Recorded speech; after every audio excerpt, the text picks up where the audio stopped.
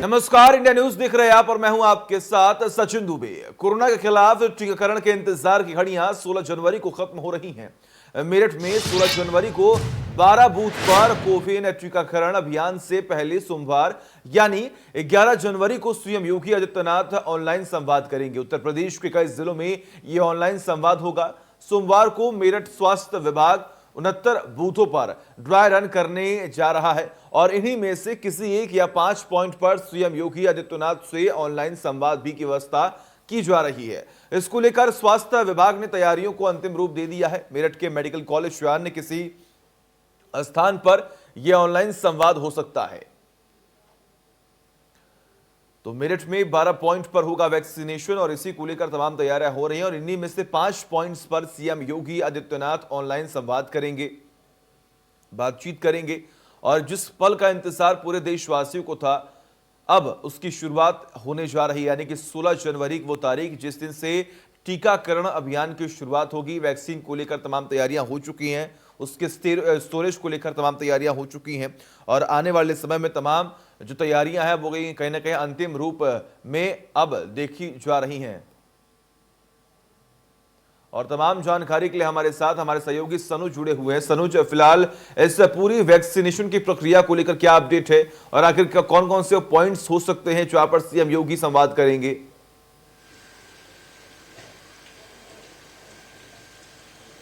देखिए, मैं आपको बताना चाहूंगा कि 16 जनवरी से वैक्सीनेशन शुरू होने जा रहा है और उसको लेकर पूरी तरीके से स्वास्थ्य महकमा अलर्ट है। मेरठ में 5 जनवरी को भी एक मॉक ड्रिल करी गई थी और आज 69 बूथ पर जो स्वास्थ्य महकमा है वो एक बार फिर ड्राई रन करने जा रहा है।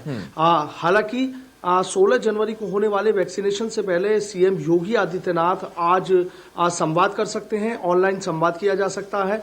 स्वास्थ्य विभाग ने मेडिकल कॉलेज, एक माछरा, जानी और सरधना, इन 4 जगह ये इंतजाम किए हैं कि कहीं भी सीएम योगी आदित्यनाथ ऑनलाइन संवाद कर सकते हैं। तमाम मेरठ में वैक्सीनेशन को लेकर क्या तैयारियां की जा रही हैं उसका जायजा ले सकते हैं और भी कई चीजों पर मंथन किया जा सकता है। स्वास्थ्य विभाग भी पूरी तरीके से अलर्ट और आश्वस्त नजर आ रहा है कि जिस तरीके से 5 जनवरी को मॉक ड्रिल की गई थी आज भी किसी तरह की कोई खामी नजर नहीं आएगी। मेरठ में 15 जनवरी को मेरठ में 16 जनवरी को 12 जगह वैक्सीनेशन होने जा रहा है। हालांकि मेरठ में कोविड वैक्सीनेशन के लिए 69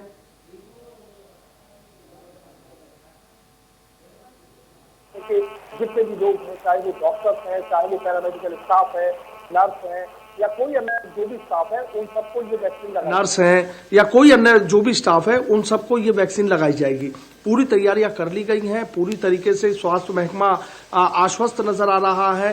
तमाम तैयारियों को अंतिम रूप दे दिया गया है। और देखिए, सबसे बड़ी बात यह है कि अगर मैं मेरठ की बात करना चाहूं तो मेरठ में जो मेडिकल कॉलेज है उसको सबसे बड़ा सेंटर बनाया गया है। यहां पर जब वैक्सीन आएगी तो वैक्सीन यहां से आने के बाद बागपत, बुलंदशहर और आपका शामली है, तमाम गाजियाबाद, नोएडा, तमाम इस जगह मेरठ से ही ये सारी वैक्सीनेशन की जो ड्रिप आएंगी वो यहां से जाएंगी।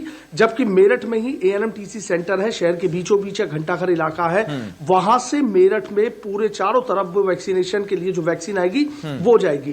पहले चरण की अगर हम बात करें तो 16 जनवरी में सिर्फ 12 बूथ पर हो रहा है और उसके बाद धीरे धीरे पॉइंट्स बढ़ाकर 69 कर दिए जाएंगे। मेरठ में पहले चरण में 18,700 लोग हैं, स्वास्थ्य महकमे से जुड़े लोग हैं, चाहे प्राइवेट हॉस्पिटल्स के हों चाहे सरकारी हॉस्पिटल्स के हों, इन सबको ये कोविड वैक्सीन लगाई जाएगी। इसके बाद जो दूसरा चरण है वैक्सीनेशन का वो दूसरा चरण शुरू होगा और इसमें 38,000 जो लोग हैं उनको वैक्सीनेशन किया जाएगा।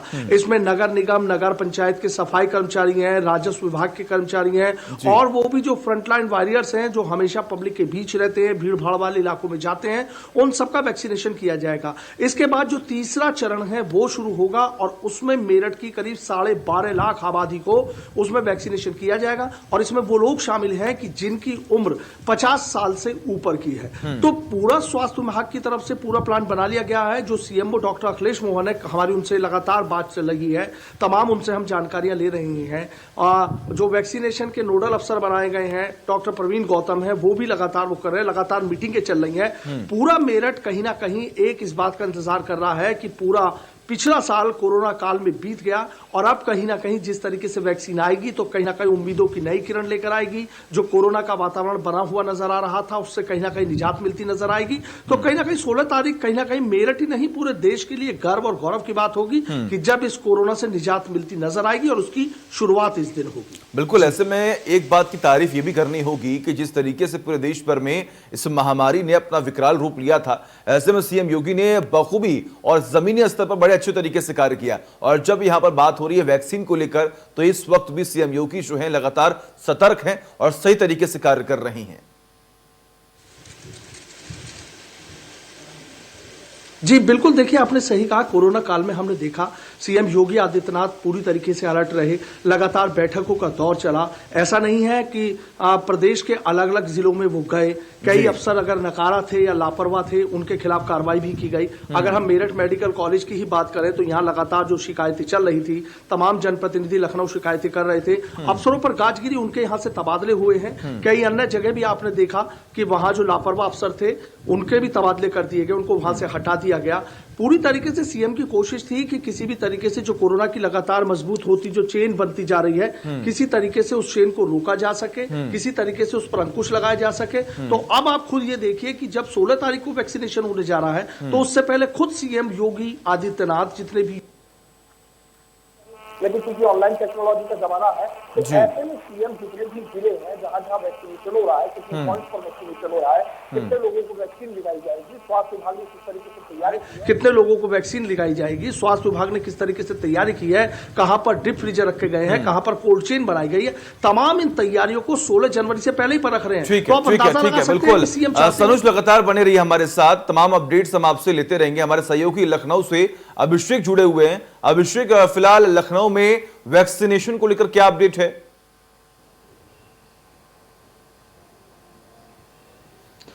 देखिए सचिन, बताना चाहेंगे लखनऊ ही नहीं पूरे उत्तर प्रदेश में आज का जो 11 जनवरी है ये बहुत ही अहम दिन है और आज पूरे उत्तर प्रदेश के 75 जनपदों में ड्राई रन होने वाला है, यानी कि पूर्वाभ्यास किया जाएगा एक बार। और इसको लेके आज उत्तर प्रदेश के स्वास्थ्य मंत्री जय प्रताप सिंह ने खुद कमान संभाली है और आज वो पहले जो है सिद्धार्थनगर के सीएससी सेंटरों पे जाएंगे, उसके बाद बस्ती जाएंगे और उसके बाद अयोध्या भी जाएंगे। तो आज का जो दिन है बहुत महत्वपूर्ण इसलिए भी कहा जा सकता है क्योंकि आज के बाद यानी 16 जनवरी को फिर सीधे वैक्सीनेशन होगा। तो इसको लेके जो उत्तर प्रदेश स्वास्थ्य विभाग की तैयारियां हैं वो जोरों पे हैं और आज का दिन जो पूरी कहीं कोई खामी न रह जाए उसको लेके जायजा लेने के लिए, चाहे वो एसीएस अमित कुमार जी हों, चाहे वो डीजी स्वास्थ्य हों, ये सभी लोग उन जगहों पे जनपदों में भ्रमण कर रहे हैं जहां पे आज जो पूर्वाभ्यास किया जाएगा उसको लेके तैयारियों का जायजा लेंगे कि कहीं कोई खामी न हो जिसको लेके 16 जनवरी की कोई दिक्कत पैदा हो। तो लखनऊ ही नहीं पूरे प्रदेश में इस प्रकार की तैयारियां हैं। लोगों का जो बेसब्री से इंतजार था कोरोना वैक्सीन का, उसकी पूरी तैयारियां ग्राउंड लेवल पे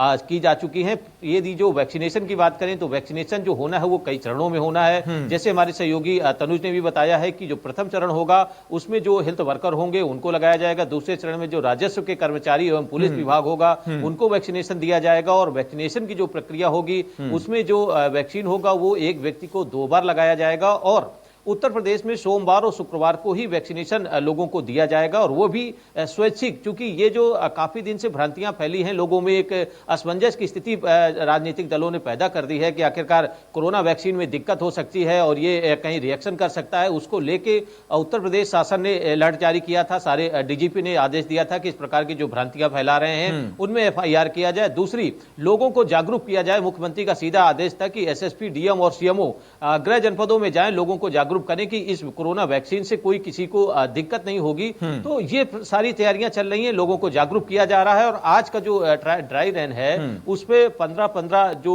मैसेज के माध्यम से लाभार्थी होंगे उनको बुलाया जाएगा। जो केंद्र बनाए गए हैं जो टीकाकरण के, उन केंद्रों पे उनको वैक्सीनेशन की एक ड्राई रन फाइनल रिहर्सल जो है वो पूरी प्रक्रिया की जा रही है। बिल्कुल अभिषेक, आपका बहुत बहुत शुक्रिया हमारे साथ, हमारे सहयोगी मेरठ से लगातार बने हुए, आपका भी बहुत बहुत शुक्रिया सनोज तमाम जानकारी के लिए।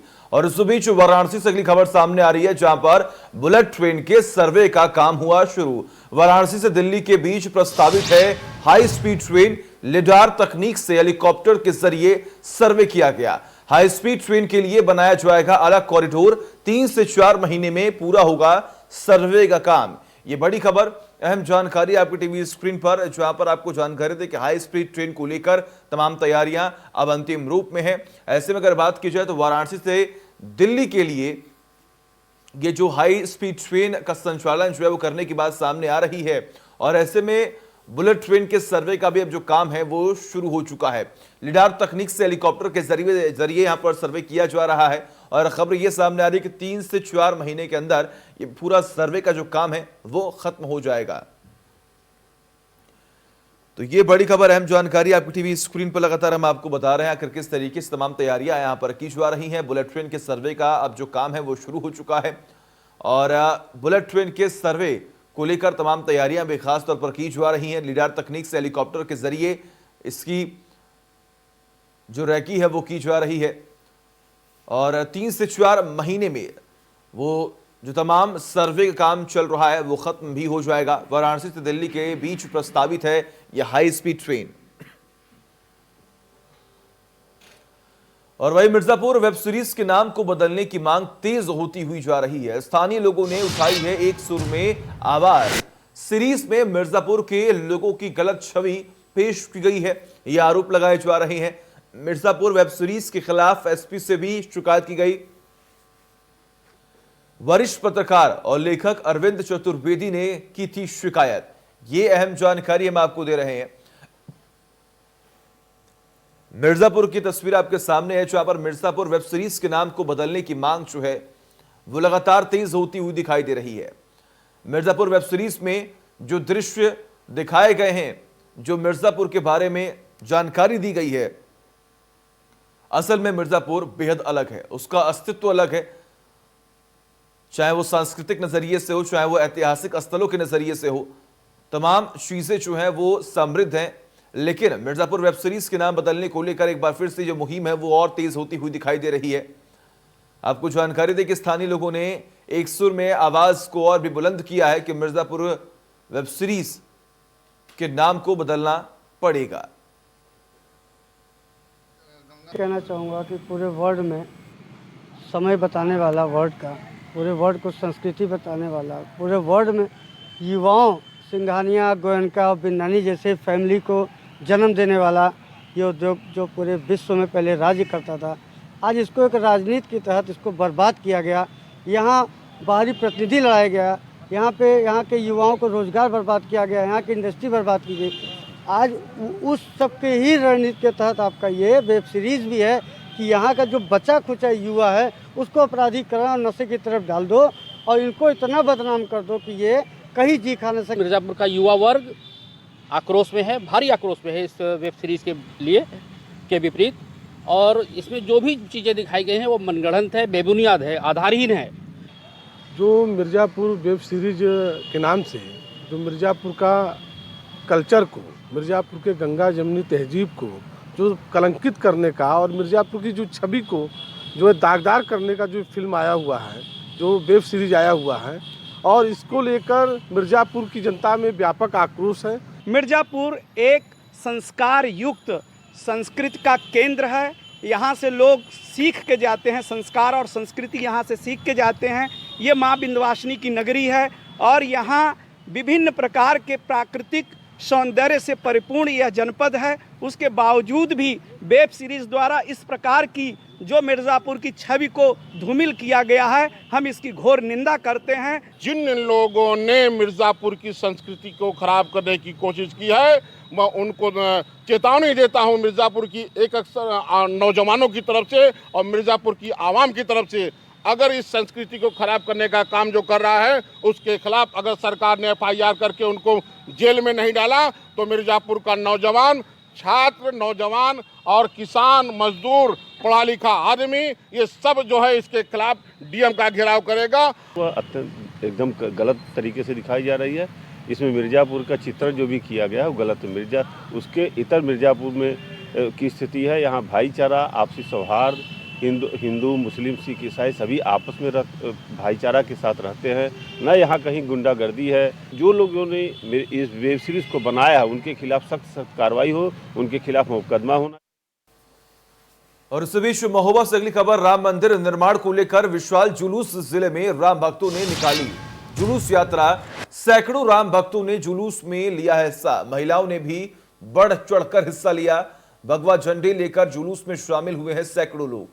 ये तस्वीरें आपके सामने हैं महोबा की, जहां पर आप देख किस तरीके से राम मंदिर निर्माण को लेकर एक विशाल जुलूस का आयोजन किया गया था और ढोल नगाड़ों के साथ आप देखिए किस तरीके से आम जनता इस पूरे जुलूस में शामिल हुई है और खासतौर पर महिलाओं ने भी इस जुलूस में बढ़ चढ़कर हिस्सा लिया है। जिले में राम भक्तों ने निकाली है जुलूस यात्रा। जुलूस यात्रा की तस्वीरें लगातार हम आपको दिखा रहे हैं, जहां पर महिलाओं ने भी बढ़ चढ़कर हिस्सा लिया। हाथों में भगवा झंडे हैं और ये जुलूस निकाली जा रही है। सबके चेहरे खिल उठे हैं और ऐसे में तस्वीरें बेहद महत्वपूर्ण इसलिए भी हैं क्योंकि लगातार अगर बात की जाए तो श्री राम मंदिर निर्माण को लेकर कई सालों से इंतजार किया जा रहा था और अब जाकर उनके चेहरे जो है वो खिल उठे हैं। फर्रुखाबाद से अगली खबर, जहां पर पंचायत चुनाव से पहले हथियारों का जखीरा बरामद किया गया।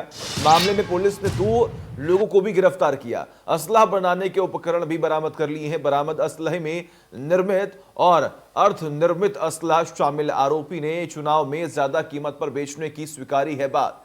ये बड़ी खबर, अहम जानकारी फर्रुखाबाद से सामने आ रही है, जहां पर अवैध असलहे का जो कारोबार है वो धड़ल्ले से चल रहा था, लेकिन पुलिस को बड़ी सफलता मिली। पुलिस ने कार्रवाई करते हुए कई असलहे जो है वो बरामद कर लिए हैं और लगातार जांच की जा रही है। पुलिस ने 2 आरोपियों को गिरफ्तार किया है। फर्रुखाबाद बौद्ध तीर्थ स्थल संकिसा स्थित प्राथमिक स्वास्थ्य केंद्र पर रविवार सुबह पहुंचकर मुख्यमंत्री योगी आदित्यनाथ ने जन आरोग्य मेले का उद्घाटन किया। शहर और ग्रामीण क्षेत्रों के 31 प्राथमिक स्वास्थ्य केंद्रों पर जन आरोग्य मेले का आयोजन हुआ। फिर बौद्ध तीर्थ स्थली स्तूप पर पहुंचे, जहां पहले से ही की गई तैयारी में डॉक्टर धर्मपाल थेरो ने मुख्यमंत्री को स्तूप पर पूजन कराया। इस दौरान पुलिस प्रशासन के सभी अधिकारियों समेत विधायक और भाजपा नेता मौजूद रहे। यहां सुरक्षा के लिए पुलिस फोर्स तैनात है। वहीं पंडाल को सुरक्षा घेरे में लिया गया और कोविड नियमों का पालन भी कराया जा रहा है।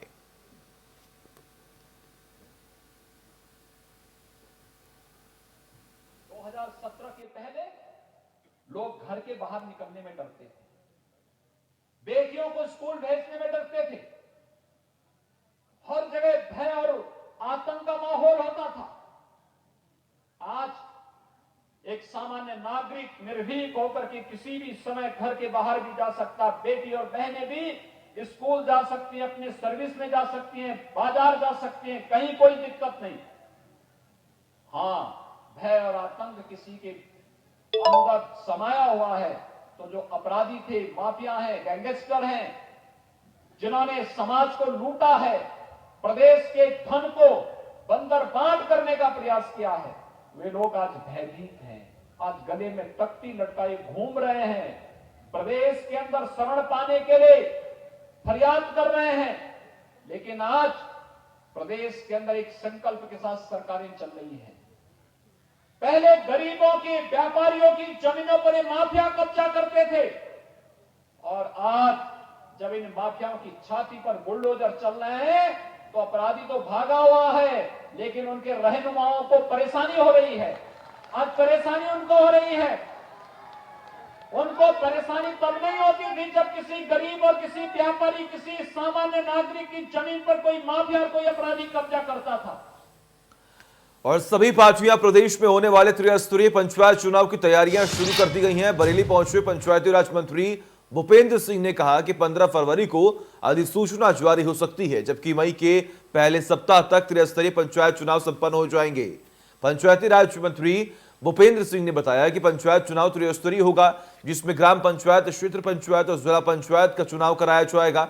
उन्होंने कार्यकर्ताओं में जोश भरा और कहा कि आप लोगों को ही पार्टी टिकट देगी। हालांकि उन्होंने साथ ही कहा कि भाजपा पार्टी सिंबल पर चुनाव नहीं लड़ेगी।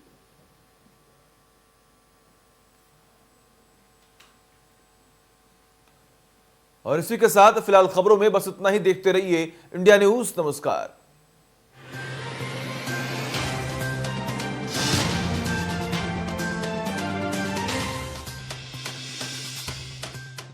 हमें पता है आपके लिए एक स्कूटर से कहीं ज्यादा है।